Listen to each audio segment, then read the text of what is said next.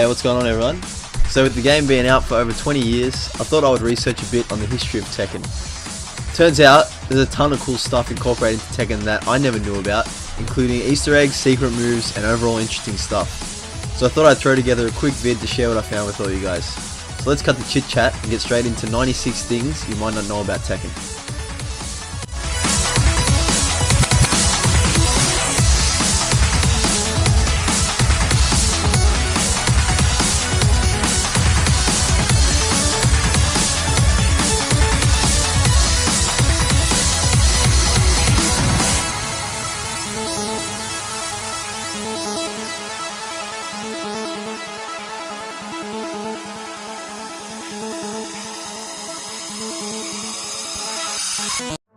So kicking it off with the old school from Tekken 1, if you choose Kazuya, holding forward while doing any command that starts with 1 will deal 12 damage instead of 10.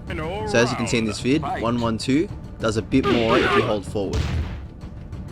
Number 2, when executing 10 hit combos, pressing 1+2 is an effective replacement for all 1 and 2 attacks, as well as 3+4 for all 3 and 4 attacks. So if you can't remember the exact punch or kick sequence, press both punches or kicks and the 10 hit will still come out.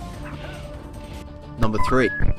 King was actually inspired by the legendary Japanese pro wrestler Satoru Sayama, better known as Tiger Mask, and a Mexican wrestler named Fray Tormenta, a Catholic priest who became a masked wrestler in order to support an orphanage.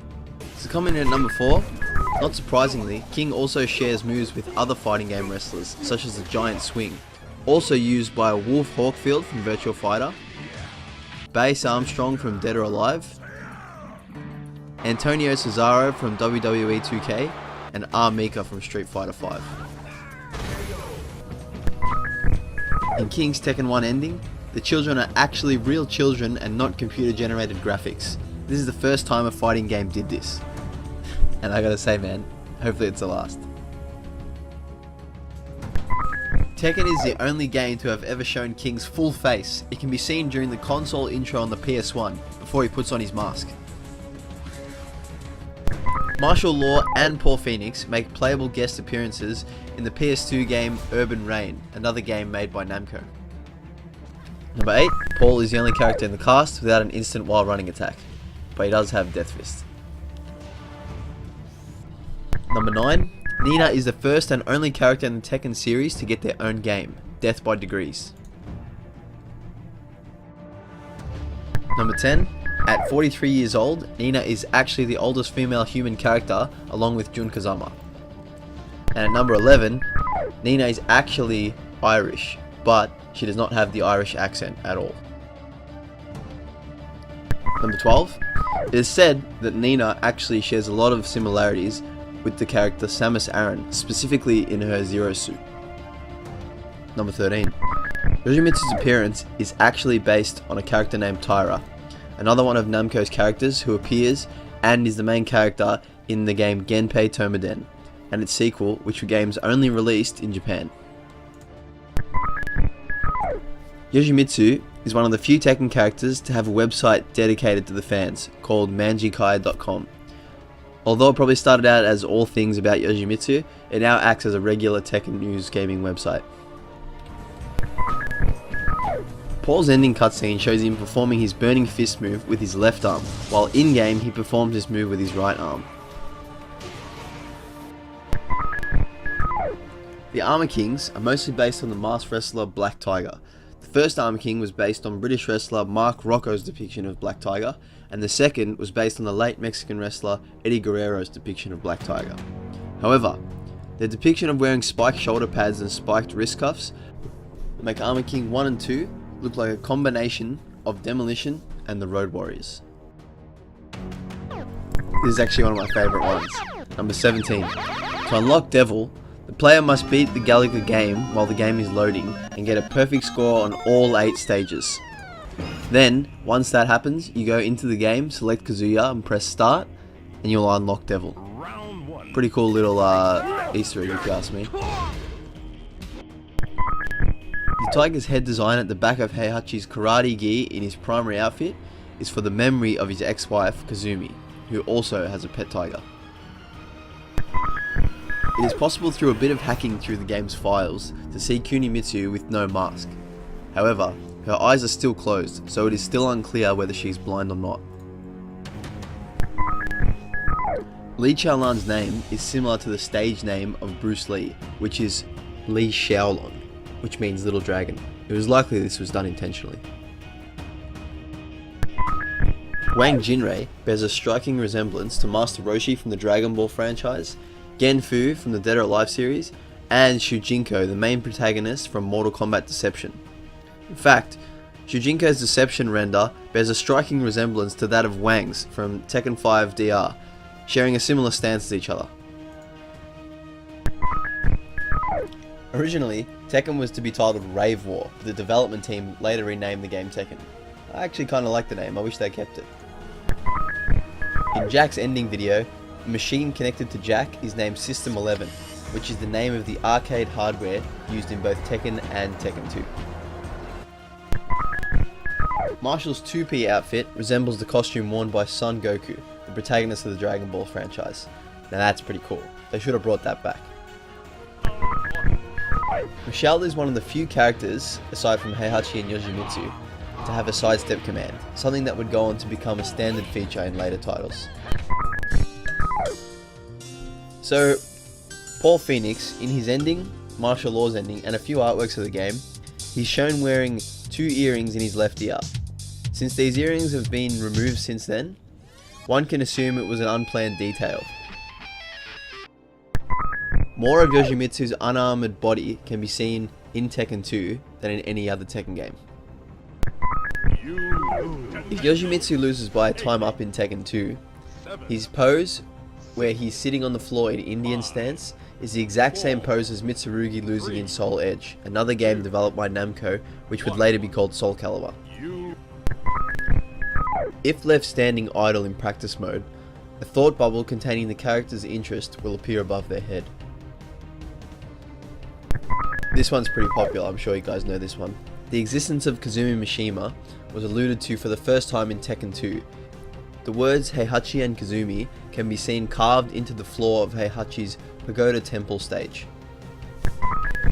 In Tekken 2, once all 25 characters are unlocked, the Tekken 2 logo on the title screen will contain an image of Kazumi Mishima's face. So in Tekken 2 there are a couple of cheats you can do from the main menu. If you hold the select button while selecting a character, he or she will become much larger and have a high-pitched voice. The size change can be done twice, however, the character's actual physical size and the reach are unaffected despite their appearance. If L1 and L2 are held before the first stage, the game will enter a first-person wireframe mode, similar to Nintendo's Super Punch-Out. After winning a match against your opponent, pressing the corresponding button will perform certain win animations for that character. A lot of people just thought they were random win animations, but you can actually choose the one that you want after you win. Lei is the second fighter who can recover his health after being attacked by an enemy. First is Yoshimitsu. The name Baekdu-san is that of a mountain that is split in two by the North Korean and Chinese border. It is treated almost like a national monument by the South Koreans. Heihachi's Tekken 3 incarnation was also one of the bonus characters available to play as or against in Anna Kournikovas Smash Court Tennis for the PlayStation. Also, Yoshimitsu's Tekken 3 Energy Sword is one of the secret tennis rackets unlocked during the game. Julia's Tekken 3 ending is the first cutscene in the series to utilize voice acting, making Michelle and Julia the first 2 characters in the series to speak actual dialogue.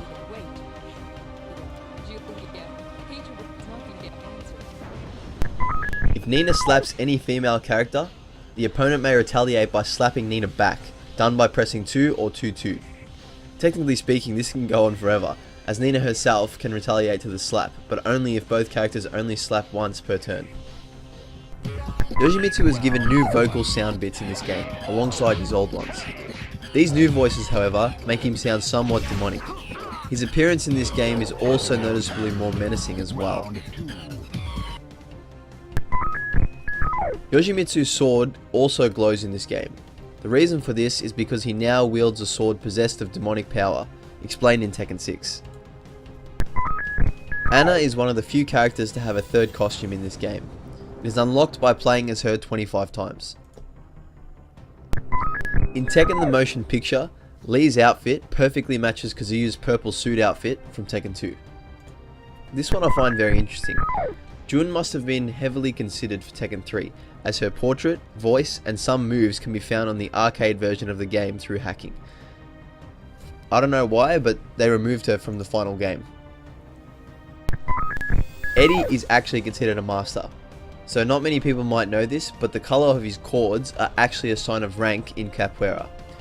Eddie's is white, and in certain Capoeira groups, white is actually the highest rank you can attain. All of the famous moves that we grew up with from Hwoarang are actually motion captured by a real person. The actor is Hwang Soo, a Taekwondo ITF black belt of Japan. So the final fact for Tekken 3 is Jin actually has an unlockable third outfit. After playing as him 50 times, the player can select Jin's school uniform by pressing either the triangle or start button. So moving on with Tekken 4, in his son's Tekken 3 ending, Martial Law could not do a frogman, or down 3+4. However, in Tekken 4 onwards, he can successfully do it. Paul's primary outfit looks almost identical to Ken Master's new main outfit in Street Fighter V. In Tekken 4 only, Yoshimitsu can copy certain moves from other characters. This can be done by using Soul Stealer. If his sword changes to a red colour, do Soul Stealer again and he'll perform the copied move. He can only copy certain moves and cannot copy his own, and to copy a move the player will have to time it with the move that your opponent has performed. That being said, he can copy a massive amount of moves, and I don't even know why they removed this, because I reckon it's a really cool feature.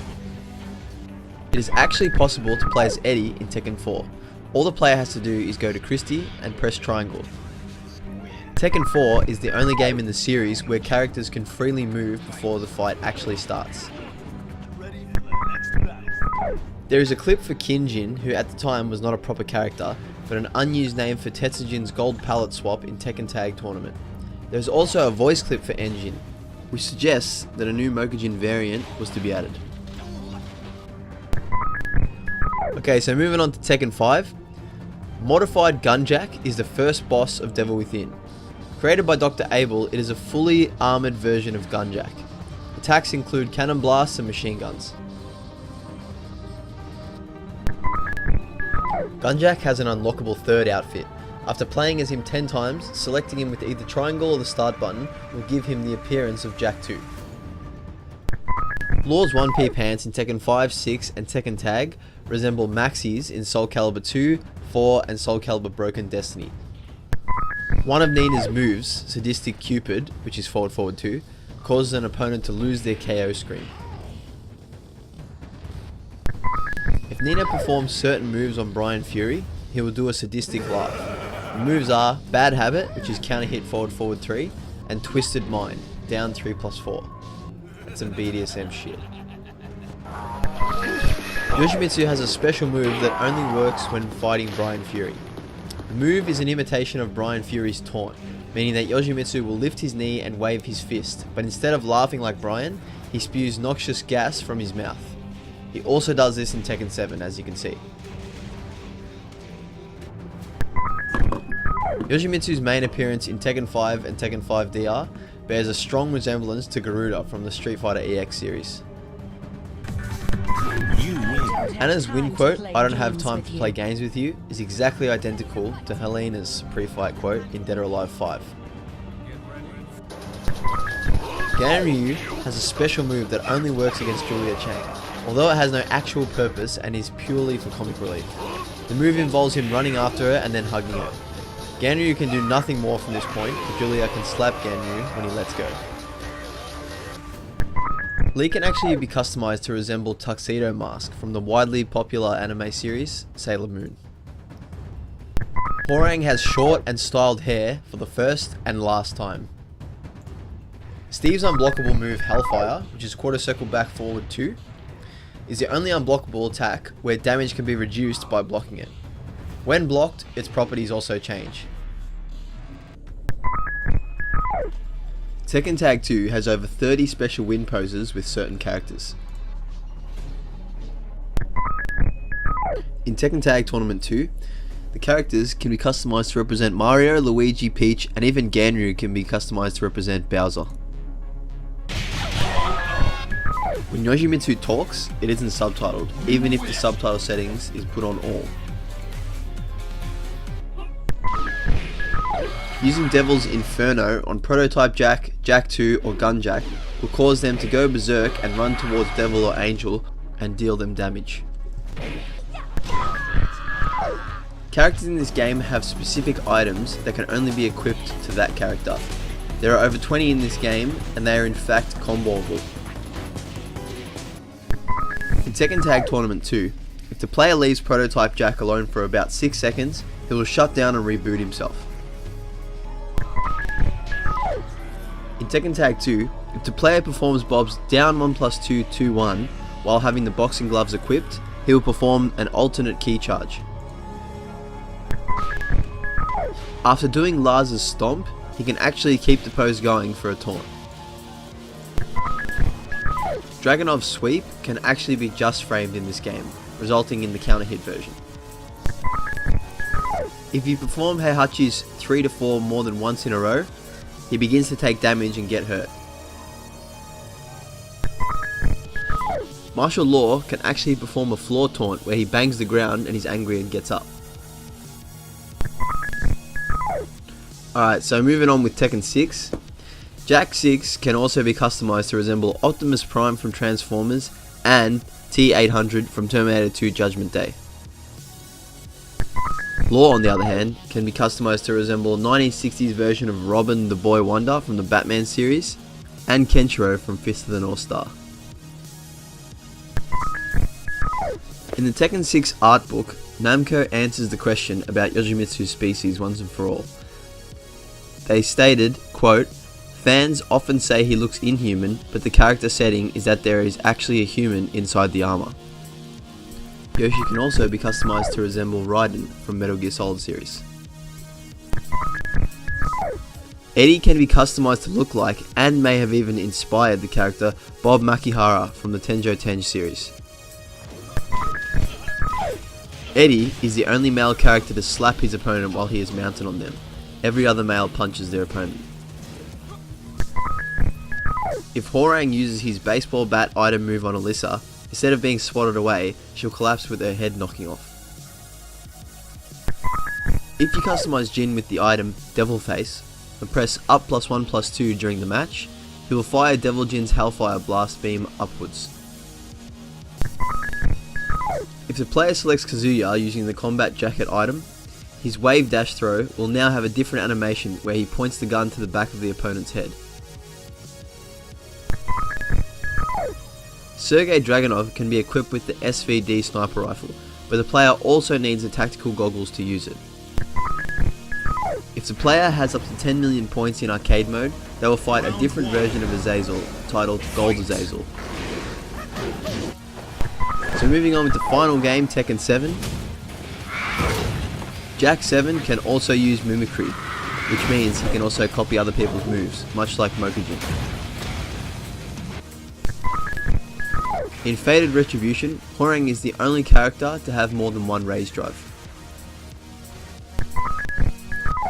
Hwoarang can be customized to resemble Kanji Tatsumi from Persona 4.